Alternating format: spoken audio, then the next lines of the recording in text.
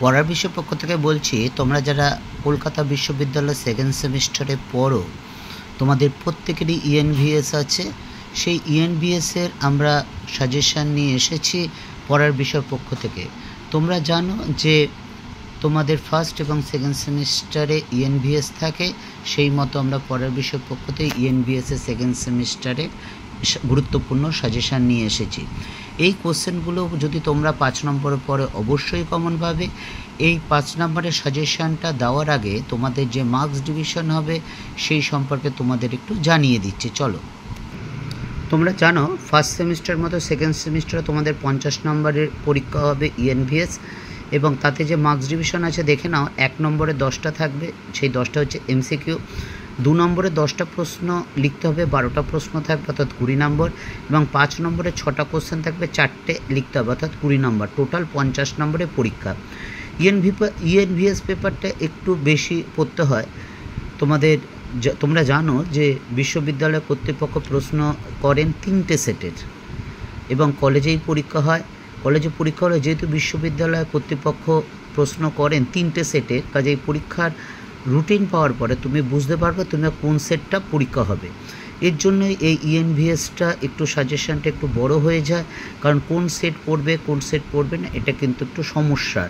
আর আগের বছর যদি ফার্স্ট সেটে পড়ে থাকে সেটা নিশ্চয়ই ফার্স্ট সেটে আসবে না, সেটা সেকেন্ড বা থার্ড সেটে আসতে পারে, বা থার্ড সেটে যেটা এসেছে বা থার্ড বা সেকেন্ড সেটে যেটা কমন এসেছে সেটা ফার্স্ট সেটে আসতে পারে, কিন্তু সেকেন্ড বা থার্ড সেটে আসবে না, এরকম কিছু ব্যাপার আছে।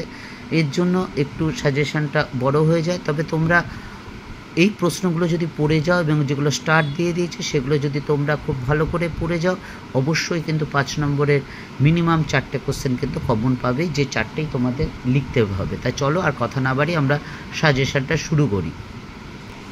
দেখো, যেগুলো লাল স্টার দেওয়া আছে সেগুলো খুবই গুরুত্বপূর্ণ, আমি আর এই কথাটা বলছি না। অর্থাৎ পরিবেশ শিক্ষার সংজ্ঞা ও গুরুত্ব, দেখো এটা স্টার দেওয়া আছে, এটা খুবই ভালো করে পড়বে। 2টা দেখো, পরিবেশ আইন বলতে কী বোঝো এবং এই আইনের উদ্দেশ্য লেখো।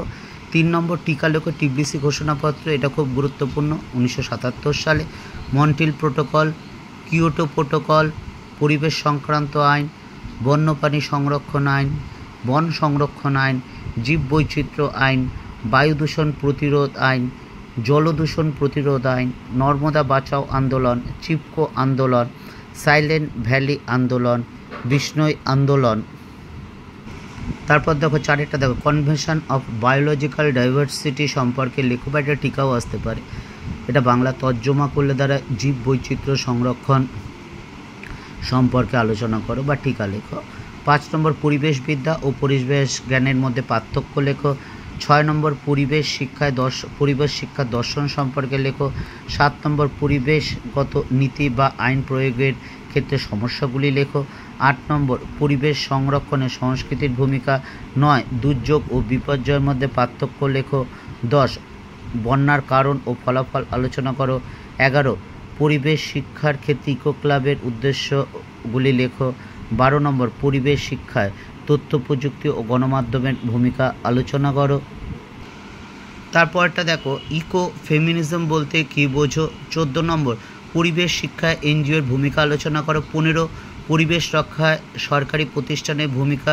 আমরা পড়ার বিষয় পক্ষ থেকে তোমাদের কলকাতা বিশ্ববিদ্যালয় হিস্ট্রি এবং এডুকেশন পেপারের অনার্সের সাজেশন দিয়ে থাকি। এছাড়া history, pol science, philosophy, education major মাইনরের সাজেশন বা আইডিসি অর্থাৎ history, pol science, philosophy, education আইডিসির সাজেশন দিয়ে থাকি। আর ফার্স্ট ও সেকেন্ড সেমিস্টার ইএনভিএস এবং সিভ্যাকের সাজেশন বা নোটও দিয়ে থাকি, এবং সবচেয়ে বড় কথা যে নোটগুলো দিই সেগুলো কিন্তু বুঝিয়ে থাকে। এবং বিগত বছরে যে আমরা সাজেশন দিয়েছিলাম পড়ার বিষয় পক্ষ থেকে বিভিন্ন বিষয়, তোমরা দেখো কি পরিমাণে কমন এসেছে, কি পরিমাণ, সে অনার্স পেপার হোক, এডুকেশন অনার্স বা হিস্ট্রি অনার্স বা history, pol science, philosophy, pol science major বা মাইনর হোক না কেন, তোমরা দেখো কি পরিমাণ কমন এসেছে। যদি বিশ্বাস হয়, ভালো লাগে, তাহলে চ্যানেলটি লাইক করো বা সাবস্ক্রাইব করো বা বেল আইকন টিপে রেখো। আমরা এইবারও তোমাদের এই সাবজেক্টগুলোর অনার্স বা পাসের অর্থাৎ মেজর মাইনরের সাজেশন দেওয়া শুরু করে দিয়েছি অলরেডি। আজকালের মধ্যে আরও কিছু দিয়ে দেব, এবং পরীক্ষার 1 মাস আগে আমরা একটা ফাইনাল সাজেশন দেব। অর্থাৎ সেইগুলো যদি তোমরা পড়ে যাও, তোমরা কিন্তু পরীক্ষায় নিশ্চিতভাবে কমন পাবে, এবং তোমরা কমন পেলে যদি পরীক্ষা ভালো হয় সেটাই আমাদের কিন্তু পড়ার বিষয়ে একমাত্র পুরস্কার। যদি ভালো লাগে আবার বলছি, চ্যানেলটা লাইক করো বা সাবস্ক্রাইব করো এবং বেল আইকন টিপে রেখো। পড়ার বিষয়ের পক্ষ থেকে এতটুকুই, অগ্রিম শুভেচ্ছা রইল। খুব ভালো করে পড়াশোনা করো।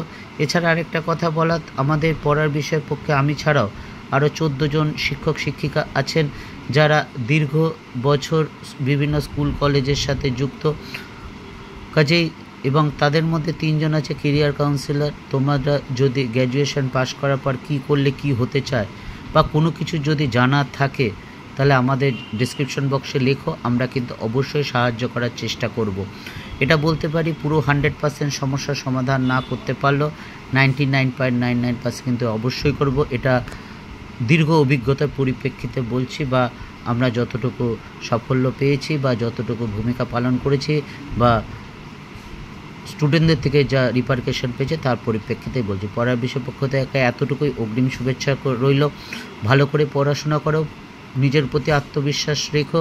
শর্টকাটে কিন্তু সফলতা আসে না, তার জন্য তোমাকে পড়াশোনা করতেই হবে, এটা মাথায় ঢুকিয়ে নাও।